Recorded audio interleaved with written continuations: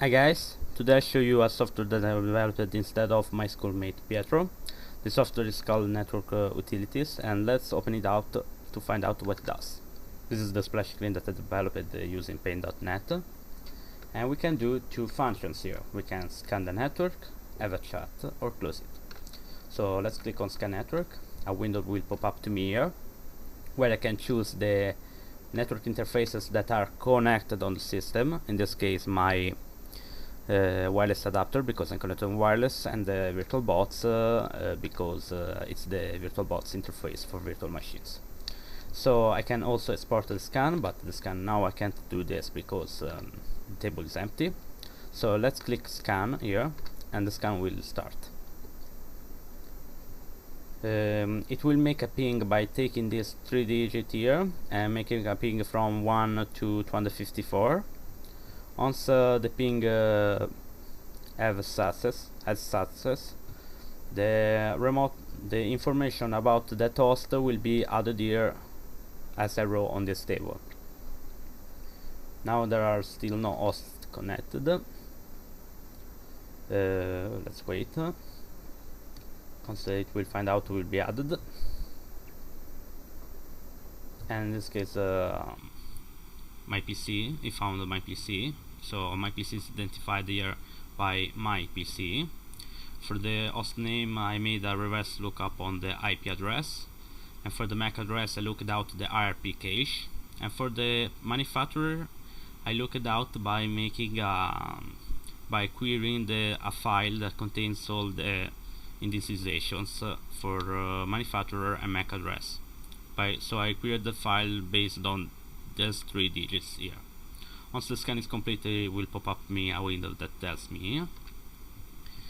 And now let's see now after the scan is complete, I can rescan by choosing another interface, for example, or I can export, but now I will see the port scanning by clicking on the desired IP address, in this case this 192.168.1.254. I can take port scanning by declaring a range, in this case from 10 to 100.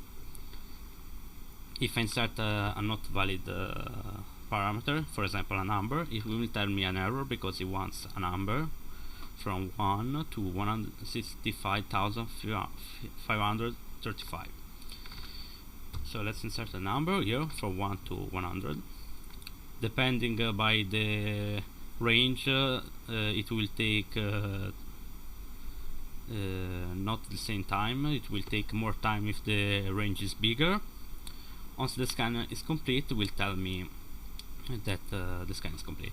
It will simply opens a TCP socket on that port that tests.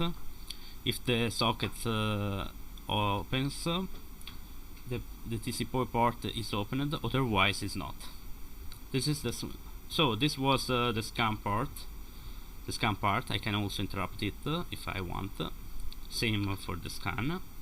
And now let's see the exportation part. So export here, export part. Sorry. So let's click on desktop and scan 5.xls. I don't have to insert its .xls because the program will automatically add it for me.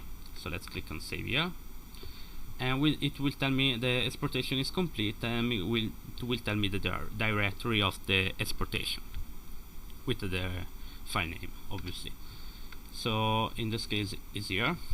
Let's click here, let's open it here and find out that and we will find out that this table was completely copied on this Excel file. This is useful for making a log of the network, for example making a whitelist on the wireless network, for example, or making a simple log of the network. So this was the scanning part. Let's see the chat part. So let's click chat here. Let's open another time the same application, chat. A window will pop up to me, and I can do two things here. I can create a chat, so I will start a server socket on port that waits for connection 65,500. so it will wait for a connection, and here in this is on the state waiting, and here I will set the IP address where to connect. In this case localhost, because it's on the same machine running. The server is on the same machine. So I'm going to click on connect to server.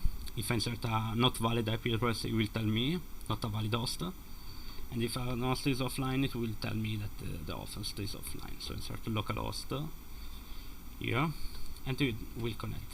So I'm connected.